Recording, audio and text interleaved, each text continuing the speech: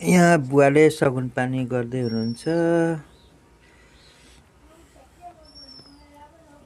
सगुन पानी गर्नको लागि 1 2 3 4 5 6 7 8 9 9वटा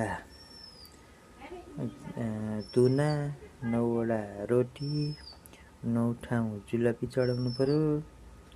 थालमा अलिकति अक्षतामाथि दियो, यतापट्टि कलश, अनि यहाँ भुङ्रो, अलिकति चिनी पानी, अनि त्यहाँ अलिकति भुङ्रोमा चामल र तोरीको गुन्द्रुक डढाको त्यहाँ हालेको छ। अब यहाँ बसेर गर्दै हुनुहुन्छ। 2082 साल चैत 20 गतेको 2082 साल चैत 20 गतेको सगुन पानी, चैते दशैंको सगुन पानी पनि सम्पन्न भयो। यस्तै छ है।